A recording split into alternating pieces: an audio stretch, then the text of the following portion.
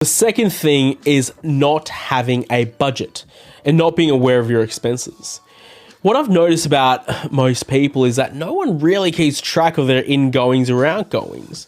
Everyone kind of has this hunch and it's based on feel. Just use feeling. Now, look, with your ingoings, well, it's pretty easy for most people because most people have a single source of income and that's paid fortnightly or weekly or monthly, and that's generally after tax. It's really the expenses which matter. And I want you to look at two types of expenses. You've got your essential expenses and you've got your discretionary expenses. Essential expenses are your groceries, it's your car petrol, it's your medical costs, it's your utility costs. These are things that you need. And then we have your discretionary costs.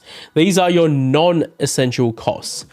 Not only will these cover concert tickets, outside dining, but also small things such as buying coffee. And guess what? Buying coffee, it adds up. And look, there's going to be some variability between different people as to what they categorize as being essential and not.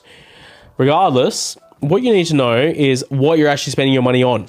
And again, this goes back to my comment about the profit and loss statement and how people really need to consider curbing their expenses.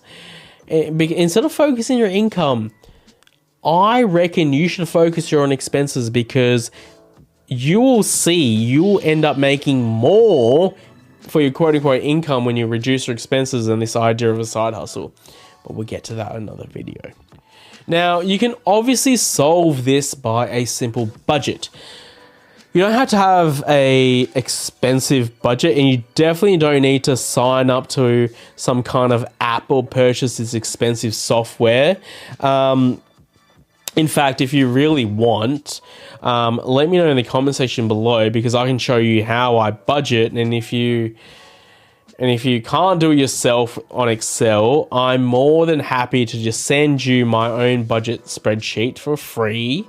And if you really want it, just let me know down in the comment section below. So once you have this budget or you've made your own budget, you can start filtering things out.